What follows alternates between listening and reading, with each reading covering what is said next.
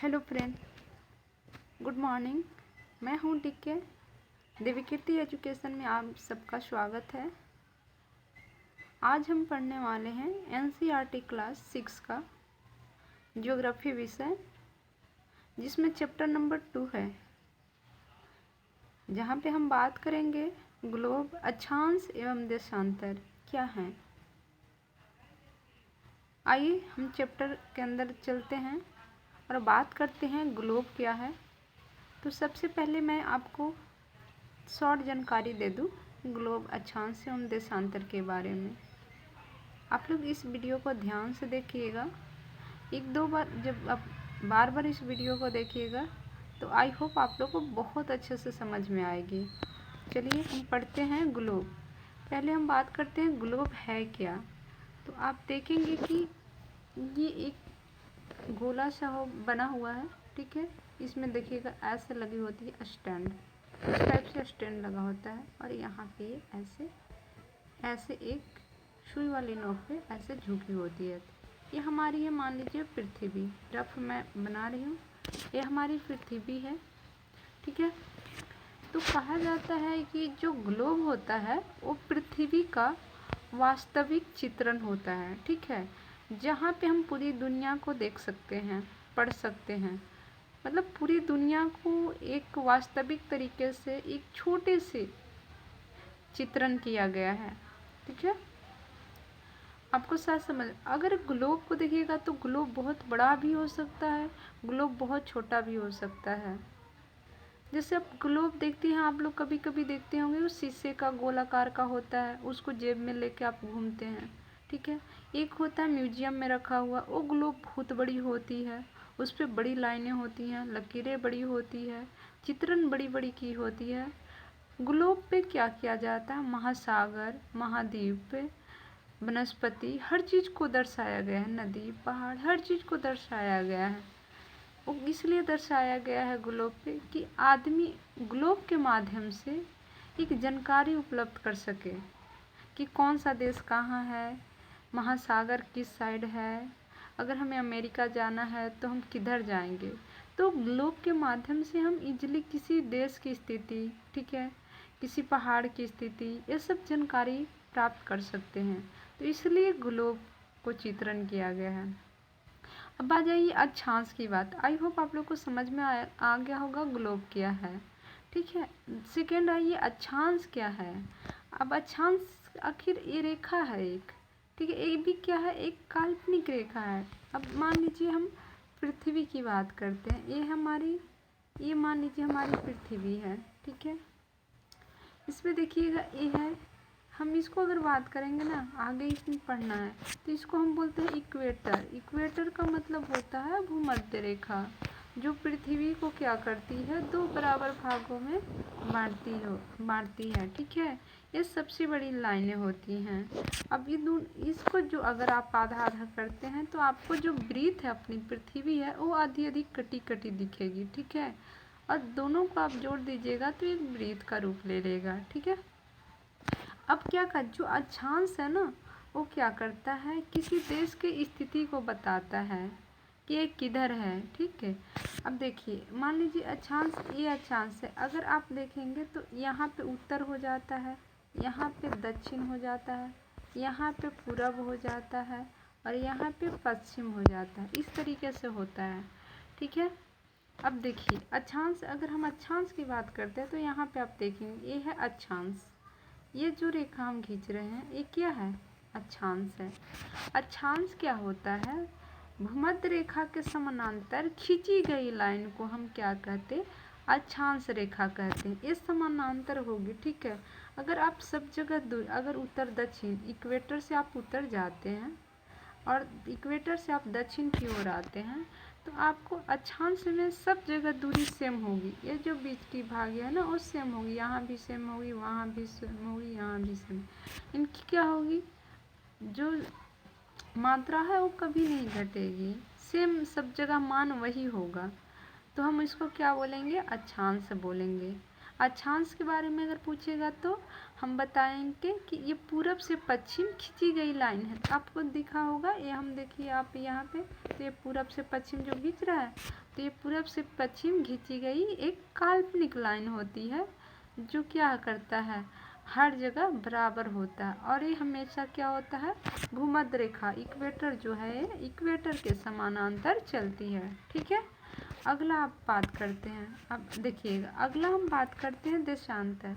तो हमने ये लिया, एक बनाया रफली सा, यहाँ एक लाइन, ये तो आपको पता है कि ये क्या है, हमारा इक्वेटर है। ठीक, ये जो लाइन है ना, ये लाइन की बात करते यहाँ पे, इसी को हम देशांतर कहते हैं। ये भी क्या कर रहा है, 90 डिग्री के कोण पे। देखिएगा, अगर जैसे ही हम क्रॉस किए, यहाँ 90 का बन गया, यहाँ 90 का बना, यहाँ 90 का बना, यहाँ 90 का बना। ठीक है, तो ये क्या है, देखिएगा, उत्तर से दक्षिण की ओर खींची गई काल्पनिक रेखा को क्या कहते हैं, हम देशांतर कहते हैं। जिस प्रकार से आप देखे होंगे अक्षांश में, अक्षांश क्या था, हर जगह दूरी समान थी, लेकिन देशांतर में ऐसा नहीं है। देशांतर में आप जैसे जैसे ध्रुव की ओर बढ़ते जाएंगे, यहाँ पे क्या हो रही है, देखिएगा, दूरियां घट रही है ना, तो ये दूरियां घटती है। ठीक है, आप देखिएगा एक बिंदु पे आके सब मिल रहे हैं ऐसे। ठीक, अभी क्या करते हैं, देखिए, जो देशांतर जो है ना, एक वृत्त का निर्माण करता है। जितने भी लाइनें हैं ये सब देखिए एक वृत्त का निर्माण कर रहे हैं। ठीक है, एक वृत्त का निर्माण करते जाती है। तो आई होप आप लोग का अक्षांश और देशांतर ग्लोब समझ में आ गया होगा। आगे बढ़ते हैं, चलिए अब हम पढ़ते हैं, रीडिंग करते हैं थोड़ा सा। ये एक कहानी का है, हमारी पृथ्वी क्या है, गोलाकार नहीं है। इसका मतलब क्या है, पृथ्वी अपनी गोलाकार नहीं है। ठीक है, क्या है, अपनी पृथ्वी एक, आप देखिएगा, ये मेरी अपनी पृथ्वी है, ये क्या है, यहाँ पे चपटी हुई है, ये क्या है, चपटी हुई। और यहाँ की बात करेंगे, इक्वेटर की बात करेंगे, तो यहाँ क्या है, उभरी है, ये उभरी हुई है। और यहाँ पे दोनों ध्रुव, जो उत्तरी ध्रुव है और दक्षिणी ध्रुव है, यहाँ पे क्या है, ये चपटी हुई है, क्या है, चपटी है। ठीक है, आगे आइए, चलिए हम कहते हैं। ठीक, ये क्या बोला कि ध्रुव क्या है, यहाँ चपटी है, दक्षिणी ध्रुव, और यहाँ मध्य में थोड़ी क्या है, उभरी हुई है। ठीक है, आगे बढ़ते हैं। इस संबंध में हम जानकारी अपनी कक्षा में सावधानी पूर्वक, या आप ग्लोब को अगर बढ़िया से देखेंगे, अच्छे से देखेंगे, तो आप पृथ्वी की चित्रण कर पाएंगे। चलिए आते हैं, कह रहा है ग्लोब वही बात कर रहा है, विभिन्न आकार एवं प्रकार के हो सकते हैं। बड़े ग्लोब जो आसानी से एक स्थान से दूसरे स्थान नहीं ले जाया जा सकता, लेकिन पॉकेट में रखने योग्य जो छोटे ग्लोब होते हैं, वो एक जगह से दूसरे जगह जा सकते हैं। चलिए, ठीक है, कोई प्लास्टिक का भी ग्लोब बनता है, जिसमें आप हवा भर दीजिएगा तो ग्लोब के सम आकार ले लेगा, और जैसे ही हवा को छोड़िएगा उससे मर जाएगा। कुम्हार का पहिया लट्टू का घूमता है, उसी प्रकार से ग्लोब क्या होता है, आप जैसे ही उस पर हाथ फेरेंगे गोल गोल घूमेगा, और उसके अनुसार आप क्या करेंगे, महाद्वीप और महासागरों को स्थिति जान सकेंगे। ठीक है, आगे चलिए, इसमें कुछ नहीं है, थोड़ा सा आगे और बढ़ते हैं। ठीक है, अब कहते हैं अक्ष किसे कहते हैं, तो आप देखेंगे कि अक्ष क्या होता है। ये पृथ्वी क्या है, यहाँ पे झुकी हुई है। ठीक है, अपनी अक्ष पे क्या है, इतना डिग्री झुकी हुई है। ठीक है, इसी को हम क्या कहते हैं, अक्ष कहते हैं। आप देखेंगे यहाँ पे कह रहा, देखिए, एक सुई ग्लोब पे झुकी हुई अवस्था में स्थित होती है, जिसे हम क्या कहते हैं, अक्ष कहते हैं। ऐसे ग्लोब बनता है, देखिएगा, ग्लोब ऐसे बनता है। ठीक, यहाँ पे स्टैंड लगी, अब यहाँ पे झुका हुआ रहता है, इसी को हम बोलते हैं अक्ष, ई वाला बिंदु को हम बोलते हैं अक्ष। चलिए आगे आते हैं। ग्लोब पर वे दो बिंदु जिन्हें होकर सुई गुजरती है। ठीक है, जैसे कि देखिएगा, ये ग्लोब है, यहाँ पे एक बिंदु यहाँ, एक बिंदु यहाँ है, ये उत्तरी ध्रुव है और ये दक्षिणी ध्रुव है। जहाँ से कहते ग्लोब पे दो बिंदु जिनसे हो सुई गुजरती है, उत्तर एवं दक्षिणी ध्रुव कहलाते हैं। ठीक है, इसको हम क्या बोलते हैं, उत्तरी ध्रुव बोलते हैं, और इसको बोलते हैं दक्षिणी ध्रुव बोलते हैं। ये क्या करता है, जो ग्लोब होता है वो पृथ्वी की भांति कैसे घूमता है, ग्लोब कैसे घुमाते हैं, पश्चिम से पूर्व। क्यों, क्योंकि पृथ्वी पश्चिम से पूर्व घूमती है, इसलिए हम ग्लोब को भी पश्चिम से ही पूर्व घुमाते हैं। अगर हम पश्चिम से पूर्व नहीं घुमाएंगे तो हम अपनी जानकारी सही तरीके से उपलब्ध नहीं कर पाएंगे। ठीक है, चलिए आइए आगे देखते हैं। एक काल्पनिक रेखा की बात कर रहा है। देखिए आप यहाँ पे आप समझिएगा थोड़ा, ये है जो ये इसी की बात कर रहे हैं। इसको हम क्या बोलते हैं, ये पृथ्वी के जो बीचों बीच से गुजरी हुई, इसको हम बोलते हैं इक्वेटर। इक्वेटर मतलब कि भूमध्य रेखा। और अगर पूछेगा ये भूमध्य रेखा क्या है तो इसको हम बोलते हैं 0 डिग्री। ठीक है, भूमध्य रेखा क्या बोलते हैं, कितना को बोलते हैं, 0 डिग्री को बोलते हैं। ये भी क्या है, काल्पनिक रेखा है।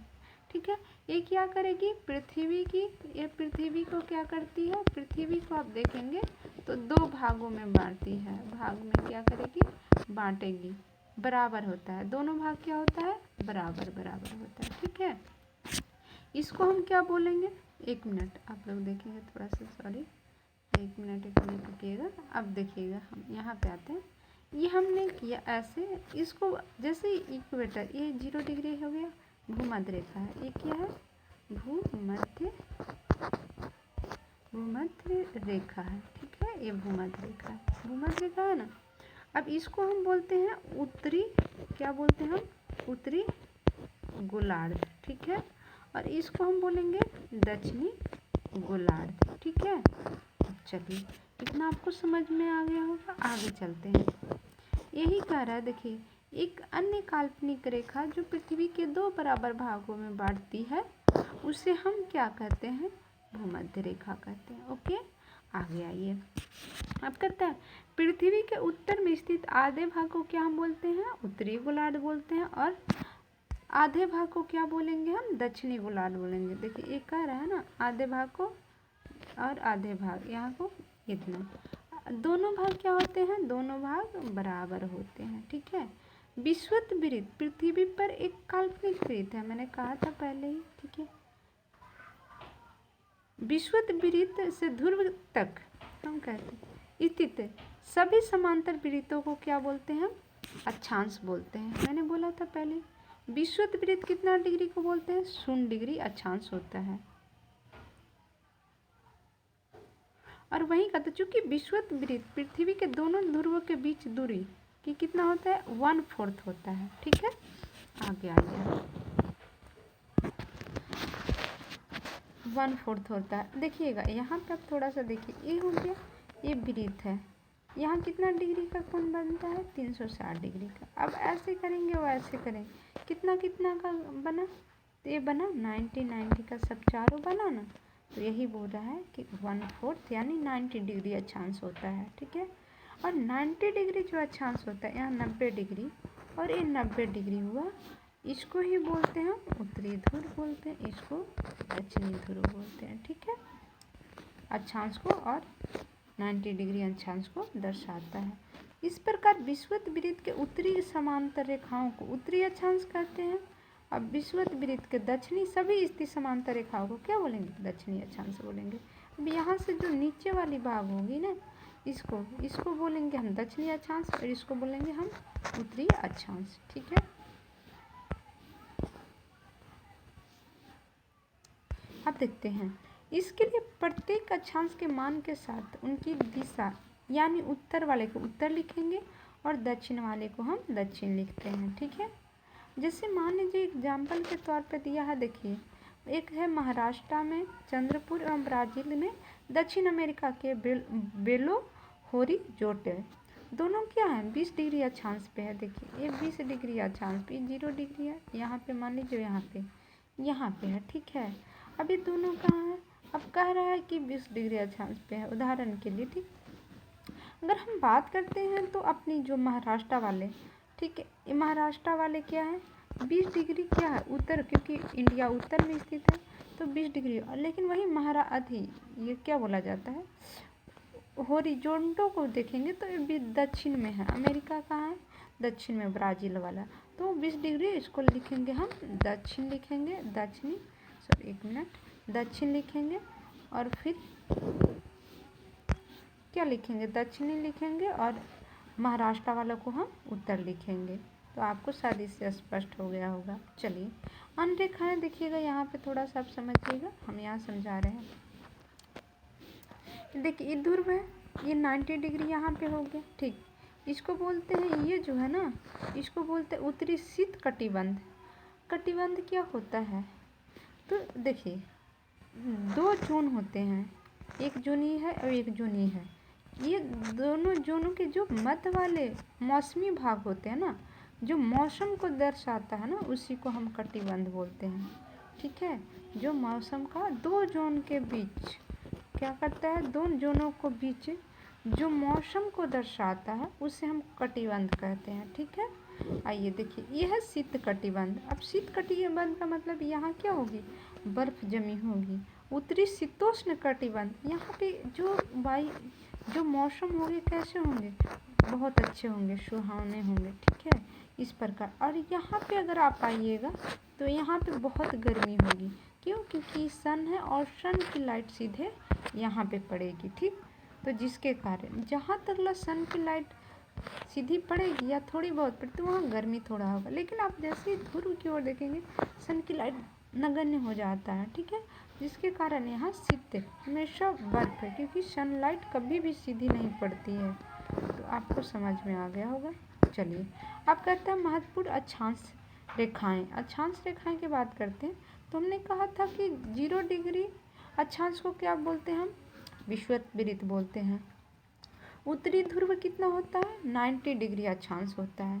दक्षिणी ध्रुव कितना होता है, 90 डिग्री।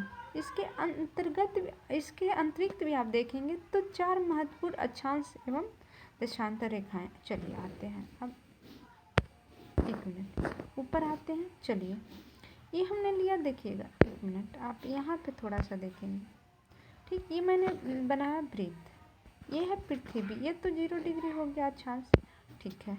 आप इधर एक लाइन खींचिए और एक इधर लाइन खींचिए, और एक यहाँ पे खींचिए और एक यहाँ पे खींचिए। देखिए इसको हम बोलते हैं कर्क रेखा। क्या बोलते हैं, कर्क रेखा। एक कर्क कितना होता है, 23.5 डिग्री उत्तर में है तो इसलिए उत्तरी अक्षांश। और एक क्या है, मकर रेखा, ठीक है। ये भी कितना होता है, 23.5। याद रखिएगा कर्क और मकर, लेकिन ये क्या है, दक्षिण में है तो हम दक्षिण अक्षांश में लिखेंगे। अब इसके ऊपर आप देखेंगे एक और है, तो ये कौन है, 66.5 डिग्री, ठीक है। ये 66.5 डिग्री है, ये उत्तरी हो गया। और एक फिर यहाँ पे है एक, ये भी है 8.5 डिग्री दक्षिणी, ठीक है। इसको बोलते हैं अक्तिक और है अंतरांतिक, ठीक है। आगे देखिएगा,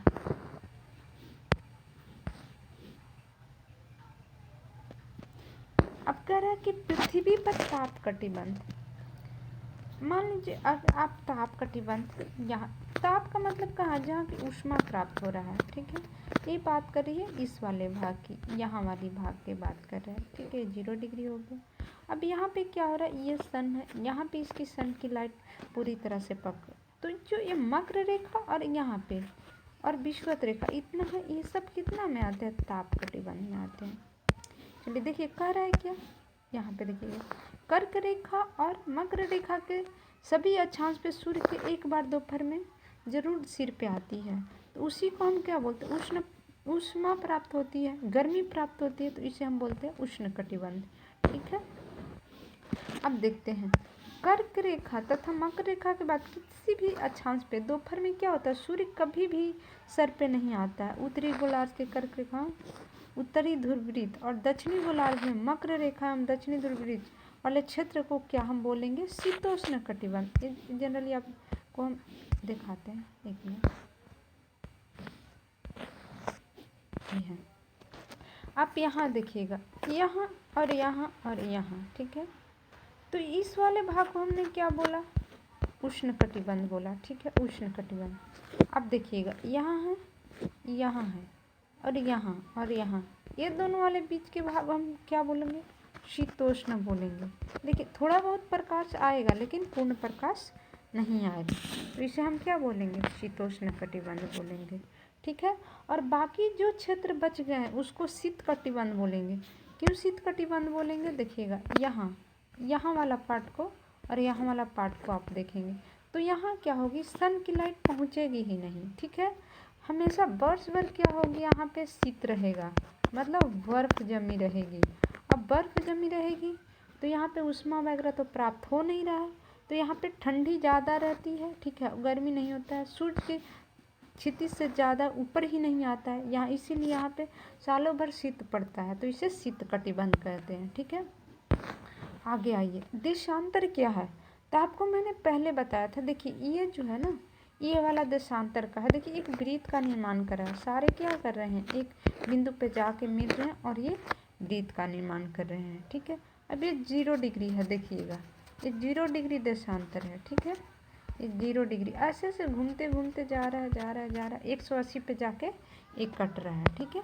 आइए अब देख रहे हैं, पर किसी स्थान की स्थिति को बताने के लिए ये भी क्या जरूरी है, किसी स्थान को स्थिति बताने के अक्षांश के अंत कुछ अन्य जानकारियाँ भी आवश्यकता होती है। जैसे देखिए किसी स्थान की स्थिति कौन बताता है, अक्षांश बताता है, ठीक है, लेकिन टाइम को कौन बताएगा भाई, तो ये देशांतर बताएगा, ठीक है। आप देखिएगा प्रशांत महासागर में टोंगो द्वीप एवं हिंद महासागर में मॉरिशस एक ही अक्षांश पे है, ठीक है। अब दोनों क्या है, एक ही अक्षांश पे हैं, लेकिन दोनों के पास समय अलग अलग होगा, ठीक है। अब क्या, एक ही अक्षांश 20 डिग्री अक्षांश दक्षिण में, उनकी सही स्थिति पता करना होगा। ध्रुव या उत्तर ध्रुव को दक्षिणी ध्रुव से जोड़ने वाली रेखा पूर्व या पश्चिम की ओर के स्थान कितनी है, ये सब पता, दूरी कितनी है। अगर इसके हमको बारे में पता करना है ये दोनों के बीच की दूरी क्या है, तो हम किसका प्रयोग करेंगे, देशांतर को। तो हम समझ रहे हैं कि देशांतर हम क्या करते हैं, टाइम को दिखाने के लिए प्रयोग करते हैं, और दूसरा उसको दूरी ज्ञात करने के लिए। अब कहते हैं चलिए, ये भी क्या है, एक काल्पनिक रेखा है, पहले ही बता दिए थे, ठीक है। देशांतर क्या करता है, देखिएगा एक मिनट, देशांतर क्या करेगा, देशांतर है तो दूरी, अक्षांशों को माप, दूरी को दिखाता है, दूरी को, लेकिन इनको अगर हम दूरी को कैसे मापेंगे, अक्षांशों को माप कैसे करेंगे, तो अंश में, अंश को क्या करेंगे हम मिनट में कन्वर्ट करेंगे, मिनट को हम क्या करते हैं सेकेंड में कन्वर्ट करते हैं, ठीक। जितने भी देशांतर हैं ये क्या करेंगे, अर्धवृत्त का निर्माण करेंगे, ठीक है। जैसे ही आप देखिए ये हो गया, यहाँ ये हो गया अक्षांश, आप ध्रुव की, ये हो गया अक्षांश, ठीक है, और ये हो गया देशांतर, और ये हो गया विषुवत। जैसे ही आप इक्वेटर से, इससे इक्वेटर से ऊपर की ओर या नीचे की ओर आएंगे, मतलब कि ध्रुव की ओर जाएंगे, ठीक है, एक मिनट, ध्रुव की ओर जाएंगे तो क्या होगा, इनकी मान घटेगी। आप ऊपर जाएंगे तो मान क्या होगा, देशांतर की घटेगी। नीचे भी आएंगे इक्वेटर से तो इनकी मान क्या होगी, घटेगी, ठीक है। वही देखिए यहाँ पे लिख रहा है, और यहाँ पे क्या ध्रुव पे ये 0 डिग्री हो जाते हैं, ठीक है। चलिए अब देख, अक्षांश समांतर रेखा भिन्न सभी देशांतरीय एवं यमयोत्तर लंबाई समान होती है, सिर्फ मुख्य संख्या व्यक्त कराना कठिन है। सभी देशों में निश्चय किया कि ग्रीनविच कहाँ है, जो ग्रीनविच कहाँ है आपको पता है, ग्रीनविच कहाँ है, तो इंग्लैंड, ठीक है। ये क्या है, राजकीय वेधशाला स्थित गुजरने वाली ये महोत्तर को पूर्व और पश्चिम की ओर गिनती शुरू करती है, ठीक है। प्रमुख यमोत्तर कहते हैं इसे, प्रमुख 0 डिग्री जो होता है प्रमुख है, इसका मान 0 डिग्री देशांतर से हम 180 की ओर पूर्व और 180 की ओर पश्चिम की ओर जाते हैं। यहाँ 0 डिग्री है, ठीक। इधर जाइएगा तो आप पश्चिम की ओर जा रहे हैं और इधर जाएंगे तो पूर्व। अब कितना जाइएगा, 180 और 180, तो अगर दोनों को मिला दीजिएगा तो कितना होगा, 360 हो जाएगा ना। चलिए आते हैं, अब देखते हैं 180 डिग्री मिलाकर अब ये क्या करेगा, दो पृथ्वी समान भाग में, एक तो पूर्वी गोलार्ध यहाँ बन जाएगा, एक पश्चिमी गोलार्ध बन जाता है, ठीक है। 180 डिग्री पूर्वी एवं 180 डिग्री पश्चिमी ये मोतर एक ही रेखा पर स्थित है, क्योंकि जाके दोनों क्या हो जाएंगे, मिल जाएंगे। आप इधर जाइए ऐसे करके आइएगा तो ये क्या हो जाएगा, दोनों, मान लीजिए हम 180 यहाँ लेके चलते हैं और 180 को लेके चलते हैं, तो आप यहाँ से यहाँ आइएगा तो यहाँ तो दोनों आके मिल जाता है, तो दोनों मिल जाता है। अब ग्लोब पर अक्षांश समांतर रेखाएं एवं देशांतरी यमयोत्तर बनी ग्रिड को देखें देखने के लिए कह रहा है, ठीक है। आप देखिएगा, अक्षांश एवं देशांतर को सही जानकारी हो तभी ग्लोब पर आप स्थान का पता लगा सकते हैं, नहीं तो आप क्या करेंगे, स्थान का पता नहीं लगा सकेंगे। जैसे कि एग्जाम्पल के लिए असम में धुबरी 26 डिग्री उत्तरी अक्षांश एवं 90 डिग्री पूर्वी देशांतर पर स्थित है। उस बिंदु को देखिए और जांच कीजिए, ठीक है, कि धुबरी कहाँ स्थित है गोलोक पे, ठीक है, ये कह रहा है। अब चलिए, यहाँ पे अब कुछ नहीं दिया है, यहाँ पे कुछ भी नहीं, आप थोड़ा सा आप यहाँ देख लेंगे, ठीक है। यह प्रशांत महासागर को आप एक मिनट सॉरी, आप देखेंगे ये है क्या है, ये प्रशांत महासागर को आप देख रहे हैं, ठीक है। ये है हिंद महासागर है, ठीक, आप देखिएगा, थोड़ा सा आप देखते जाइएगा, ठीक है। अभी हिंद महासागर, अपना देश ये भारत दिख रहा है क्या, 5.5 घंटा आगे है। अपना देश कितना है, ग्रीनविच से 5.5 घंटे आगे है ना, 5:30 आप लिख सकते हैं। ये है, देखिए ये है ग्रीनविच, इससे पूरब में है। प्लस अगर लगा है तो समझिएगा पूरब, प्लस अगर लगा है तो पूरब हो जाता है, ठीक है।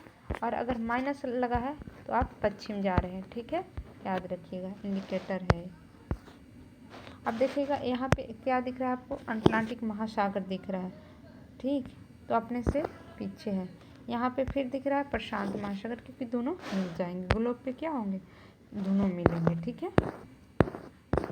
आप देख लेंगे हो। अब देशांतर और समय की बात करते हैं। समय को मापन सबसे अच्छा साधन क्या है, तो देशांतर के माध्यम से करते हैं। अब करें कि अच्छा साधन पृथ्वी, चंद्रमा एवं ग्रह की गति, ठीक है। सूर्य एवं सूर्यास्त प्रतिदिन होता है। स्वाभाविक है कि विश्व में समय निर्धारण का सबसे अच्छा साधन स्थानीय समय के अनुसार अनुमान सूर्य के द्वारा बनी परछाइयों पर लगाया जाता है। आपने देखा होगी परछाई, जैसे जैसे सूर्य नीचे जाता है परछाई लंबी होती है, जैसे जैसे सूर्य अपने सर पे आता है वैसे वैसे अपनी लंबाई क्या होती है, छोटी होती जाती है। अब देखिए सूर्योदय के समय क्या होता है, लंबी होती है, सूर्यास्त के भी समय जैसे सूर्य तिरछे होता है परछाई क्या होगी, लंबी बनेगी, ठीक है।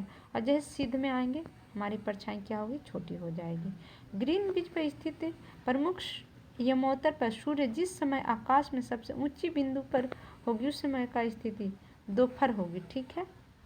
अब देखते हैं, पृथ्वी पश्चिम से पूर्व की ओर चक्कर लगाती, मैंने पहले बताया। ग्रीनविच के पूर्व में है, उनको ग्रीनविच के समय से आगे होगा, और जो पश्चिम है उनके पीछे, मैंने कहा माइनस में, जो पश्चिम में होंगे माइनस में और पूर्व वाले जो होंगे प्लस में। और ये ग्रीनविच कितना है, 0 डिग्री। 0 डिग्री से आप बाएं जाएंगे तो माइनस में जाएंगे और दाएं जाएंगे तो प्लस में जाएंगे। अब इसकी गणना 300 हम क्या करते हैं, 360 डिग्री बनता है अपने पृथ्वी पर। अगर 1 घंटे में कितना डिग्री का आप ले सकते हैं, 1 घंटे में 15 1 घंटे में 15 डिग्री 4 मिनट में आप देखेंगे तो कितना 1 डिग्री घूम जाती है, क्योंकि आप 15 से क्या करेंगे, भाग देंगे, किसको, 15 से आप भाग देंगे। देखिए ऐसे होता है, 360 है ना, 360 को हमने 24 से, एक दिन में कितने घंटे होते हैं, 24 घंटे होते हैं। और पृथ्वी क्या करती है, 24 घंटे में 360 डिग्री घूम जाती है। तो आप काटिए ना इसको, 12 दिया कितना होता है, 36, और 12 दूना 24, ऐसे आ गया 15 डिग्री। तो आप देखेंगे तो 24 घंटे में कितना है, 24 घंटे में पृथ्वी कितना घूम रही है, 15 डिग्री, ठीक है। तो 15 डिग्री 24 घंटे में, तो 1 घंटे में कितना घूमेगी, आप देखिएगा, तो 1 घंटे में कितना घूमेगी, आप बताएं हमें। तो 1 घंटे में कितना घूम जाएगी, 24 घंटे में 15 घूम रही है, ठीक है। तो 1 घंटे में आप किसको डिवाइड कर दीजिए 60 से, ठीक है। तो 15 चौके 60, 4 मिनट लगेगा, ठीक है। अब देखिए, अब एक डिग्री घूम जाएगी, कितना डिग्री घूमी, 1 डिग्री 4 मिनट में, ठीक है। अब 4 मिनट में 1 डिग्री, 12 बजा है तो हम करेंगे 15, तो 15 चौके 60 हो जाएगा, ठीक है। देखिए 1 घंटा आगे हो गया, कोई भी अगर घुमा तो, एग्जाम्पल नहीं है मेरे पास इसलिए हम नहीं। अब कह रहा है कि 12 बजे होंगे तब क्या होगा, 180 डिग्री मध्य रात्रि होगा, ठीक है। आगे देखिए, अब इस समय कुछ है नहीं, अब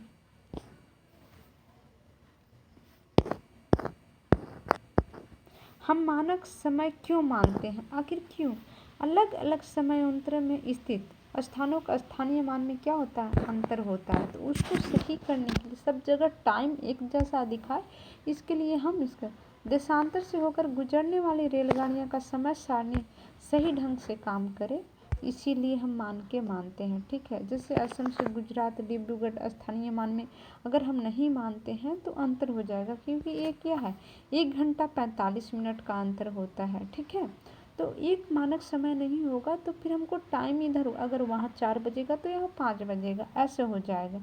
अब घड़ियाँ अलग अलग टाइम तो आदमी कन्फ्यूज कर जाएगा। तो इसको सही करने के लिए एक मानक समय होता है। ठीक है, एक जोन होता है। अब अपना इंडिया का आप देखेंगे तो 82.5 डिग्री है, 82.5 डिग्री है। ठीक है, मानक समय माना गया है, जो कहाँ से गुजरता है मिर्ज़ापुर। कहाँ है ये, मिर्ज़ापुर कहाँ है, यूपी में। यूपी में भी कहाँ से गुजरता है, नैनी एक जगह है, वहाँ से ये गुजरता है। ठीक है, अब देखिए ये बात कर रहा है, देखिए भोपाल के निकट ये छोटे नगर में रहते हैं, तो ये क्या, अब उनको जाना है नामना नानी घर, तो अगर उनके पास सही घड़ी समय नहीं बताएगा तो हो सकता है वो दिन में निकले, रात को निकले, वहाँ रात हो यहाँ दिन हो, ऐसा हो सकता है। तो इसको सही करने के लिए एक मानक समय मान लिया गया है। ठीक है, सही टाइम यही कह रहा है। आई होप आप लोग को बहुत अच्छा लगा होगा, तो लाइक और सब्सक्राइब जरूर करें। वॉच करने के लिए थैंक यू।